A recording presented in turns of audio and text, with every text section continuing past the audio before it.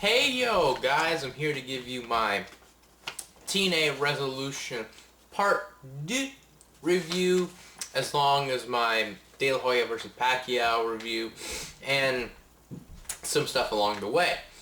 TNA's Final Resolution Part 2 was terrible. The show sucked. Definitely don't order the replay. Don't buy it on DVD. I don't even think they're going to even make a DVD, because they're going to get... There's so much criticism over this show and how bad it was. But anyways, let's just get to the review. This pay-per-view, abysmal. I honestly, they will not do that well. Due to the poor economy, De La Hoya, Pacquiao, and no one cared. I mean, hyped on iMPACT, like I said in the predictions, more matches for January than this one. They shouldn't have even done a pay-per-view. Would have been better for them. Cheaper. Anyways, we begin the pay-per-view with Feast or Fired, which was a good match, I will say that. But then again, when you look at it, look who's in the match. It's all the hard workers. Basically, you had the Guns, LAX, Jay Lethal, Consequences, Creed, Kip James, BG James, Sanjay Dutt, Shark Boy, and Curryman. You know what, it was fine. I liked how this one was booked with, the Guns working together, with the tag teams in general working together, like that. You got Hernandez getting a case, because, you know, he should have been the first one to get a case, because, you know, he's the bigger one, he's the stronger one, and he's pretty agile. Anyway, he got a briefcase. And then it was Curryman who got a briefcase, and as he got the briefcase, he did a somersault senton to the floor. Homicide then got a briefcase, and then, you know, after the Guns had basically cleaned house so they could let Alex Shelley go up and get the briefcase. He comes back with one, but then, you know, I like the finish where you have Jay Lethal do a springboard in, and Jay Lethal steals the briefcase and gets it to the floor, as that was part of the rules. You have to get to the floor. Kind of like a reverse battle royal, but not as stupid. And you have those guys beat the briefcases. And when we're going to find out that you're going to open we're going to open one of the briefcases tonight, which is fine. At least we don't have to drag out how long we dragged out it with the briefcases last year. You know, we had Vinci and Daniels have a match for a briefcase, and oh my god, it just went on forever. But anyways, see a briefcase come out after you have the Guns completely complain about how, you know, they were robbed and, you know, their briefcase got stolen. Anyways, they open Lethal's briefcase. It's got a tag title shot, so it's probably going to be Beer Money versus Lethal and Creed on an impact. More than likely on an impact. The way this company runs, on an impact. Anyways, then we had, you know, the Guns continue to annoy JB. Guns were awesome all night, let's just say that. In ring and, you know, actually with the mic work of Shelley. But anyways, then you had JB get mad. So you know what, I'm tired of you guys, whatever. This company's total nonstop, actually not total nonstop a-hole. I mean, JB, you're on pay-per-view. You can say asshole. Come on, dude, you're not. He just completely buries them on the mic. I mean, why? That's burial number 1. The burial doesn't even end to begin here. It was just, awful way. I mean, this thing did drag out way too long at the end after Lethal gets the briefcase. As you had Borash completely say, and now we're going to open the briefcase. Would you like to hand them back? Well, no, because that was the whole point of the match, it being the ultimate risk and reward. Thank you. Why would you hand it back? They knew that going in. That was just stupid. Then you had, JB kept dragging it out, like, are you sure? Are you sure? Okay, we've just random, like, we get it, JB. We get what you're trying to do. God, idiot. Anyways, then we went on to the next match, which was the 6 women's tag of ODB, Taylor Wilde and Roxxi versus the Beautiful People. Sharmell.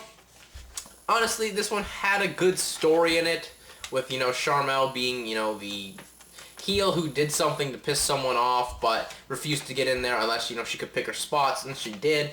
But unlike how this has been done so many times before, you know, I'll give you an example. WrestleMania 3, Dangerous Danny Davis pisses off Tito Santana. That costs him the Intercontinental title.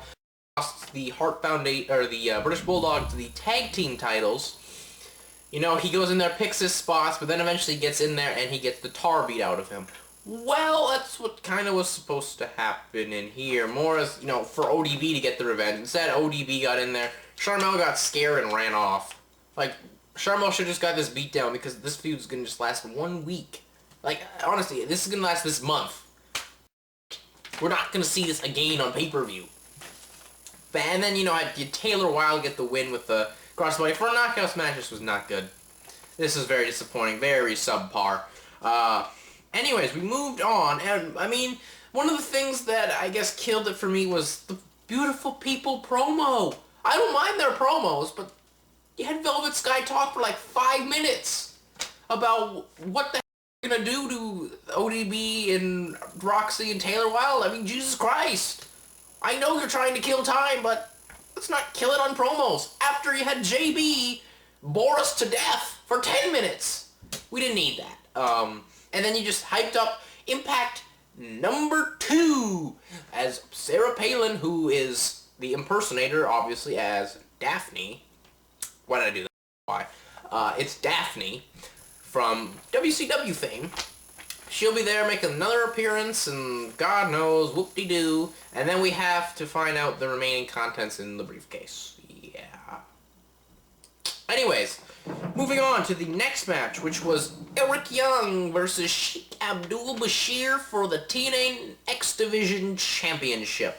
Really, this match was there. It was passable. It was okay passable, but nothing, you know, phenomenal to write home about. Could have been better. One thing I want to make mention of, on Impact we had Sheik Abdul Bashir being a 6-man tag. Shane Sewell was the referee, and he's like, nah, no dice. And which is fine. He doesn't want to be in there with someone he doesn't get along with. But for when your title's on the line and the Shane Sewell is there, couldn't he have refed another match, first of all? And, like, why was he fair game for when the belt is on the line? Someone, explain to me. Anyways, moving on here to this match, it was, like I said, it was passable, it was okay. Finish came when Sheik Abdul Bashir did a sunset flip, Eric Young did a sunset flip into the ring. Sheik grabs the ropes, because the heel's got to grab onto the ropes. Shane Sewell kicks the arms off, and Young becomes the X-Division champion. I'm fine with that. You know, not the greatest champion in the world, but still, I'm fine with it. And then they do this. You had Sheik Abdul Bashir beat down referee Shane Sewell, who did massive color, and, you know, he even bit referee Shane Sewell. And then you had, you know, Jim Cornette come out after Sheik Abdul Bashir walked out with the belt, which, you know, he stole, which I'm fine with him doing that. But then he steals the belt, and then we find out that on Impact, we're going to see how this thing is dealt. So, Eric Young is not X-Division champion because Sheik Abdul Bashir beat down a referee that had nothing to do with him even getting beat down. I mean, Sheik Abdul Bashir lost the belt clean. So, clearly. And then it's going to be a tournament, by the way. I'm going to give you a little spoiler here. It's going to be a tournament for the X-Division Championship that'll conclude at Genesis. And the first match in the first round is Sheik Abdul Bashir versus Eric Young. What progress have we got here? None. You also know how we haven't got any progress with this belt? We just did the same angle 2 weeks ago on TV. Like, come on! Do they not know what they write? Obviously not. It was bad. Then we move on to the next match, which was Awesome Kong versus Christy Hemme. This was just bad. Kong tried to make Hemme look... Hemme just oversells everything that she does. Oh, she doesn't understand the fundamentals in this match.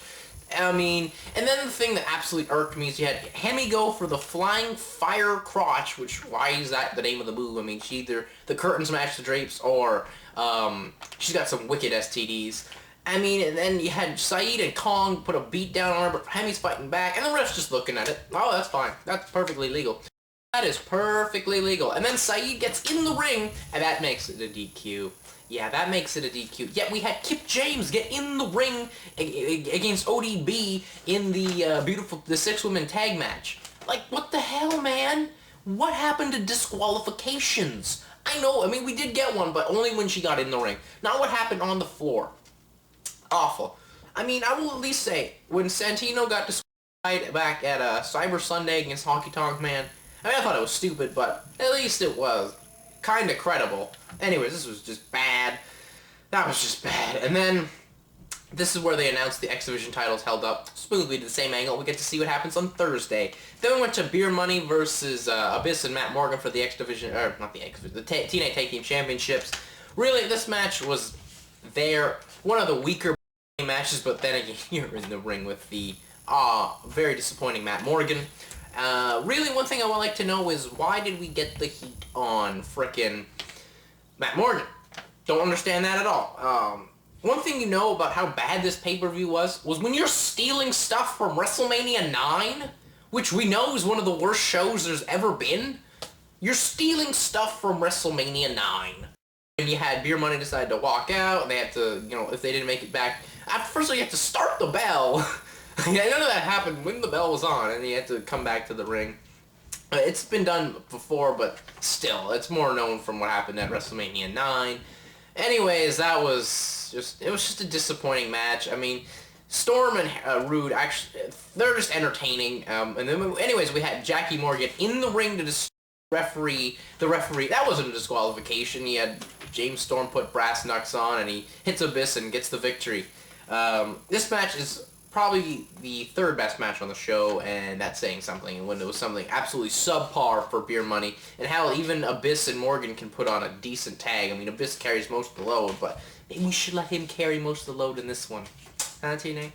Anyways, the Guns get part 2, I believe, here. The Guns, they finally find Mick Foley. They confront him about what happened in the X-Division title match. And they decide, we're going to meet you in the ring. And Mick Foley's like, I'm going to handle you, Alex Shelley, after they've left. I'm going to handle Alex Shelley, not tonight, but Thursday. So we've plugged a lot of impact on this pay-per-view. Yeah, I mean, you $40, $30 to $40 to see what's going to happen when you could have watched it for free. You could have just skipped the pay-per-view and you'd have been set. Anyway, the Guns go out there, they cut this nice little heel promo after you have Jim Cornette come out saying, get out of the ring, let's get this pay-per-view going again. I'm like, should we just turn it off? But anyways, Shelley's like, wow, we don't have to listen to you, we're not the Rock and Roll Express, what are you going to do, hit us with some tennis rackets? And then it happened. Cornette's like, fine, I'm going to get the biggest and baddest security guard to get you out of here. And I'm like, whatever, I don't know who this is going to be, but... And then it happened. The lights go out, and on the cheapest zip line you can possibly imagine, something, that even Kitty Parks can top, broken down Kitty Parks in the hood could top this, you have the man known as Suicide. I was with you throughout this whole pay-per-view. It was bad. It was really, really bad, but I was there. And then this just made me laugh at how bad it was, how stupid it was. The Guns got buried by a character in a video game that no one bought, much like this card. And, I mean, where do we go from here? It was Kaz. I mean, he's obviously trained with and, put some new moves on, but, I mean, for what we got there, I better damn well see a DOA soon. Immediately. Because this was just stupid. I mean, no one cared. No one. I don't care. Do you care about Suicide, a character they've been hyping up for, months? You decide we're going to have a character on a guy who's injured. And also on a guy who's getting very well over in the X-Division, and now you're putting on a stupid mask. And, worst gimmick of the year, I'll tell you that right now. For my year-end awards come, worst gimmick of the year goes to Suicide. A character in a fucking game that no one bought. May God help us. Anyways... Then we went to the next match, which was Kurt Angle versus Rhino, and if Rhino won, Kurt Angle's gone from TNA forever. If Kurt wins, he gets a shot at Jarrett at Genesis in January. I knew this was going to happen. I mean, that was the main promo segment last week on Impact. Really, it was an okay match. Kurt tried his best to get, the best match out of Rhino after, Rhino did.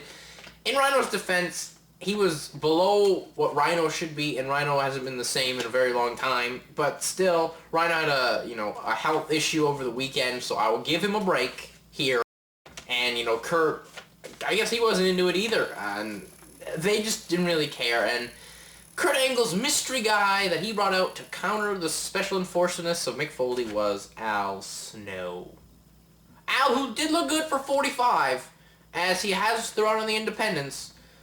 clearly they will not be taking his knowledge of the business with TNA.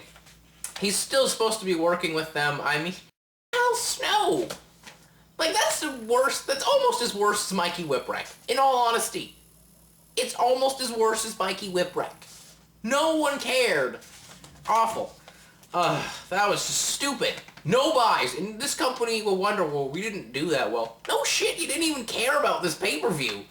Oh my god, that was just a tough match to watch. One of the worst angle matches this year. But then we went to the main event, which was the 8-man tag for the TNA Heavyweight Championship. You had the main event Mafia versus the Frontline. In all honesty, I'll give props to Sting and Nash, even Stenier to an extent, because especially Nash, because Nash gets dogged a lot for not wanting to work hard and put on the best matches. With the shape he's in with his knees, he put on a pretty good match. Worked hard. I'll give him that. Wasn't a fan of Joe being the one to get all dominated on and stuff of that nature, but whatever. Second best match of the night, if you're asking me. And yeah, that's where I'm going. And Joe got low blowed as he had a muscle buster on. I believe it was on Booker T and on Sting, and then that was it. And the main event Mafia retained, and Sting, walks off as he's ashamed. And we'll probably get to see the impact, see how this turns out. Really, thumbs extremely down. Awful pay-per-view. This pay-per-view needs to be sent to space, as they completely didn't know what the meaning of pay-per-view was, as they hyped up the TV more than anything. Anyways, awful. Anyways, moving over to Pacquiao De La Hoya. Just want to get my thoughts quickly. I don't want to go too long here. You know what? The fight was what it would be. I thought it was exactly going to be with Pacquiao using his speed, and there's a lot of power behind those punches to wear down De La Hoya and, hurt him, and he really did. To me, I thought this thing could have been stopped in the 7th round when Pacquiao was just unveiling these punches, like left, right, and center to De La Hoya, and De La Hoya couldn't find an answer to them. De La Hoya looked lost and confused at the end of the 3rd round, and probably knew he wasn't going to do anything in this fight, as he was too slow, Pacquiao was too fast. It was just completely dominating. But to me, the thing I want to talk more about is the show. I mean, no one really was there for anything other than, the main fight, which is, in a way, a good thing, but that, that boxing got a public really interested in a fight. I mean, the sport really needed that, but to me, I mean, HBO could have put on a better undercard, not gonna lie. Steve Braille wasn't bad. I mean, you're trying to groom him up, but come on, let's get some better undercards going. Maybe, someone close to a megastar of that nature. I mean, put Zab Judah on the undercard and, announce him again. I mean, people will care and stay. No one cared. They just felt, it's like, a concert where they don't go until they know for sure the actual band is going to be on stage. That they see, they don't care about the openers. They really don't. I mean, what the hell? That's what this felt like. Really, I mean, boxing will probably get some good, more super fight. I think, personally, Mayweather comes back and fights Pacquiao. I mean, I don't know how people can see De La Hoya winning. I mean, his height to an advantage, well, Pacquiao was able to get out of the corners and, just dominate him. He just absolutely dominated, the biggest draw on Pacquiao. And people are saying that Pacquiao's now going to have, this drawing power. Well, his drawing power has increased a bit. I mean, definitely, well, not a bit, a lot, I should say. But he's definitely not the biggest draw in boxing. To me, now I guess the biggest draw is to see where if Roy Jones continues to fight, or probably Bernard Hopkins would be the biggest draw. We'll see where we go from there, but I mean, really disappointing card. But at least the main event, and it was what it should have did live up to its hype, if you ask me. I think it stunned most people, which is always something good and something shocking. I mean, you don't want the most predictable fight. To me, I saw it that way, but I mean, most people who've been following the sport forever were absolutely stunned, and I guess that's a good thing. But anyways, that's it for me on that part. Just want to get some things. We got the 3-hour Raw tonight, which in a way sucks because you have a pay-per-view on Sunday. So the 3-hour Raw really doesn't help there. You got the Slammies, which, the Slammies will be fun. Really don't know why they got rid of them, but whatever. I'm fine with the Slammies being back. Hopefully they do make some smart choices on who they give the awards. I don't have anyone of the titles in front of me, but whatever. I'm looking forward to it. Just want to send my condolences to Steve Bradley's family, as Steve Bradley was an independent worker and who's under a WWE/WWF developmental contract. I mean, he's been into the ring with some of the big guys. He even feuded with Kurt Angle back in Power Pro Wrestling, for their heavyweight championship when Kurt started to get in the business. He was managed by Victoria in his tag team down in Memphis. Also won the ECWA Super Indie Tournament, beating Christopher Daniels. So, I mean, that's a big thing there for him. But, I mean, to me, I just wanted to make mention of it because it's sad that another guy dies at a young age, at the age of 32. That's where I really want to go with that one. I just think, it's just the business has problems and keep repeating themselves. He had to rely on the drugs and they killed him. I mean, that's probably what's going to be because he did have heroin issues, and I think that's unfortunate, but, the business strikes again. The drug problems and of nature strike again. I mean, tough break there for Steve Bradley and his family. My condolences go out to them. And finally, I have seen two more things. Seen part of K1, haven't seen it all, not enough to review it as this video's gone pretty long. And I will probably review it down the line. And if you want to send me questions, I know I keep saying this, but I don't get any questions. If you want to send me them, please do. But I don't want anything that has to relate close to predictions, because I always do predictions, and you're going to get a video of that. And don't send me who's your favorite in, MMA, boxing, pro wrestling. Don't, because I'm not going to answer that. I have too many favorites. It's not like it's team sports. If you go to 411, they have, good Q&As, and, Insider has some good Q&As. That's the type of stuff I want to do. That's really all I got to say here. I'm out. Peace.